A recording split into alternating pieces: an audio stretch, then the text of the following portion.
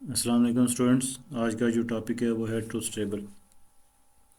Truth table करने से पहले कुछ चीज़ें आपको समझ होनी चाहिए। कुछ सिंबल्स होते हैं जो ट्रूथ टेबल में हम यूज़ करते हैं।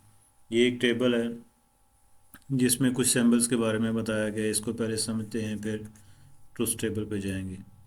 पहला ये जो सिंबल है इसको कहते हैं निगेशन। ये जो सिंबल है ये निगेशन के लिए यूज़ होता है, यानी नॉट, नेगेटिव, उलट करने के लिए। सही है तो गलत, गलत है तो सही, ट्रू है तो फॉल्स कर देते हैं, फॉल्स है तो ट्रू। निगेशन यानी नॉट, नेगेटिव भी कहते हैं इसको, नॉट भी कहते हैं, निगेशन भी कहते हैं। जैसे पी एक स्टेटमेंट है तो उसका जब आप निगेशन लेंगे तो वो निगेशन पी बन जाएगा, यानी उसको हम नॉट पी भी पढ़ते हैं, निगेशन पी भी पढ़ते हैं। फिर ये जो साइन होता है ये एंड का साइन होता है। जैसे इंटरसेक्शन का साइन होता है उस तरह से ये एंड का साइन है। ये दो स्टेटमेंट के दरमियान में आता है। जब दो स्टेटमेंट्स आती हैं पी एंड क्यू, क्योंकि ट्रूथ टेबल जब हम बनाते हैं उसमें स्टेटमेंट्स लिखते हैं, दो स्टेटमेंट्स एटलीस्ट होती हैं, तीन हो सकती हैं। तो दो स्टेटमेंट के दरमियान ये साइन आता है, इसको हम पढ़ते हैं P and Q. P and Q. तो ये जब ट्रूथ टेबल बनाऊंगा तो फिर मैं आपको बताऊंगा कि उसमें इसका यूज़ कैसे है। फिर ये स्टेटमेंट होती है, इसको और कहते हैं। ये इसको पढ़ा जाता है पी और क्यू।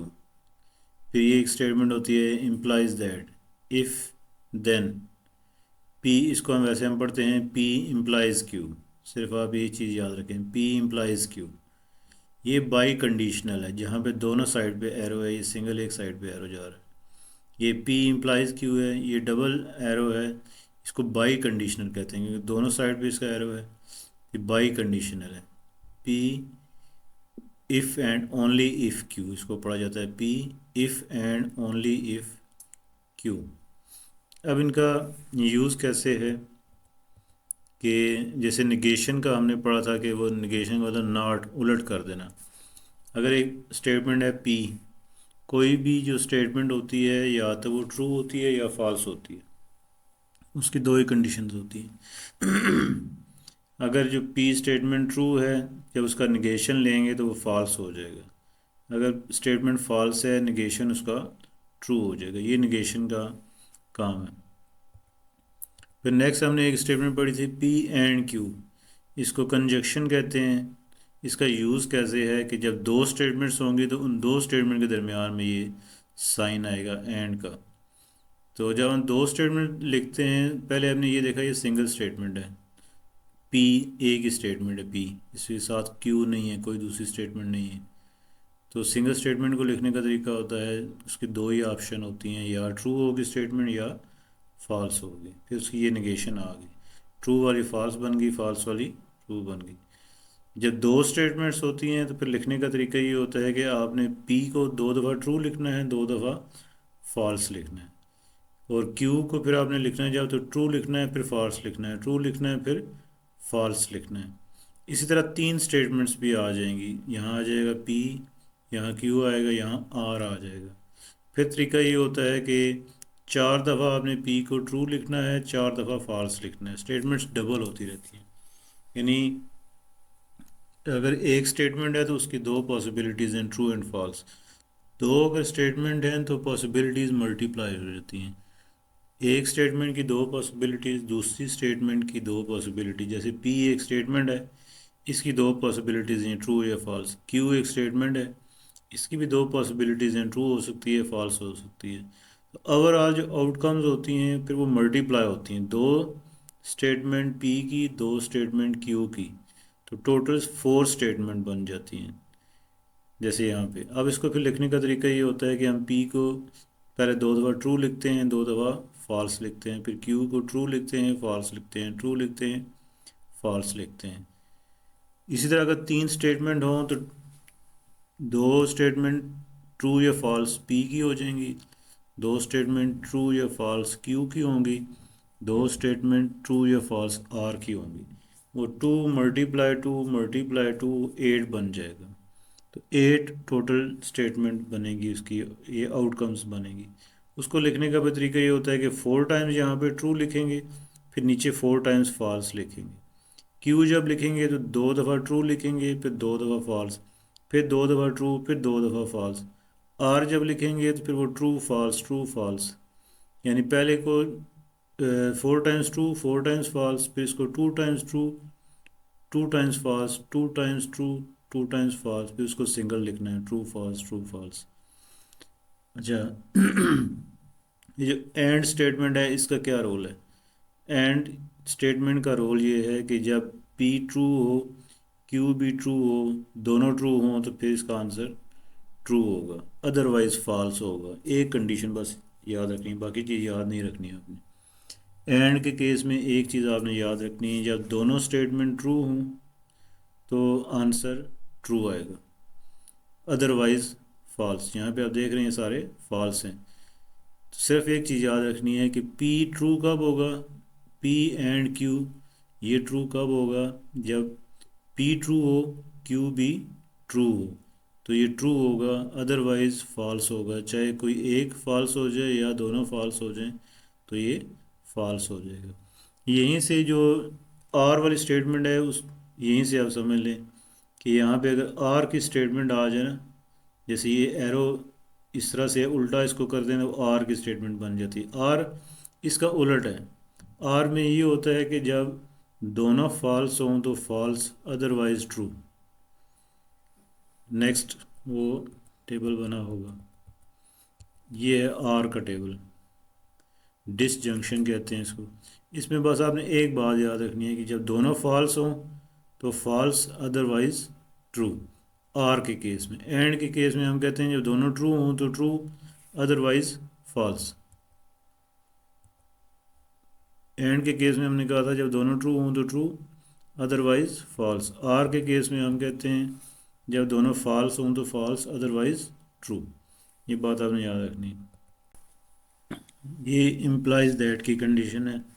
इसमें पी इम्प्लाइज क्यू, इसको हम पढ़ते हैं। इसमें ये होता है कि अगर दो स्टेटमेंट हैं पी एंड क्यू, तो उसी तरह फिर 2 दफ़ा ट्रू लिखेंगे, 2 दफ़ा फॉल्स, क्यू को लिखेंगे ट्रू फॉल्स।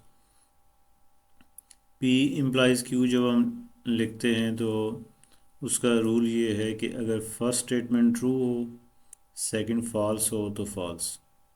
एक बात बस ये आपने याद रखनी है, फर्स्ट स्टेटमेंट ट्रू हो, सेकंड फॉल्स हो तो फॉल्स, अदरवाइज ट्रू। एक एक कंडीशन है हर चीज़ की, वो आप बस आप याद रख लें तो फिर बाकी चीज़ें हो जाती हैं। पी इम्प्लाइज क्यू के केस में आपने बस एक बात याद रखनी है कि अगर पी ट्रू हो, यानी फर्स्ट स्टेटमेंट, ज़रूरी नहीं है फर्स्ट स्टेटमेंट पी हो। नेक्स्ट जब हम कुछ करेंगे तो 3 स्टेटमेंट भी होती हैं। कभी ये भी हो जाता है कि क्यू पहले आ जाता है, पी बाद में आ जाता है, कि ज़रूरी नहीं है पी पहले हो। बात रूल ये है कि जब जिन दो के दरमियान आप ये रूल अप्लाई कर रहे हैं, ये कंडीशन अप्लाई कर रहे हैं, पहली स्टेटमेंट अगर ट्रू है और सेकंड फॉल्स है तो रिज़ल्ट फॉल्स होगा।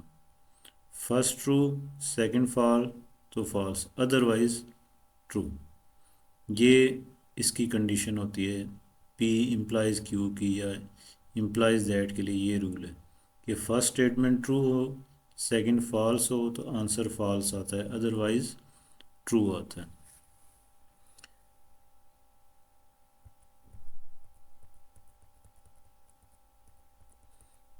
फिर ये कंडीशन है बाई कंडीशनल।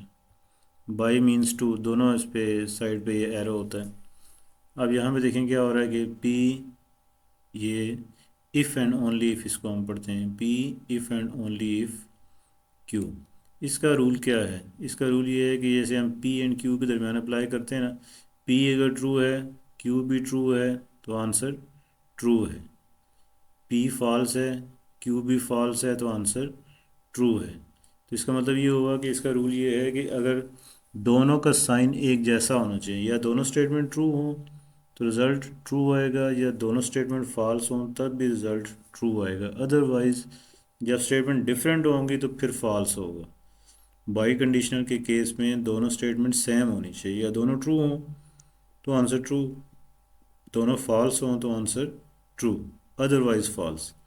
इस तरह से आपने हर एक के लिए एक एक रूल आपने याद रखना है।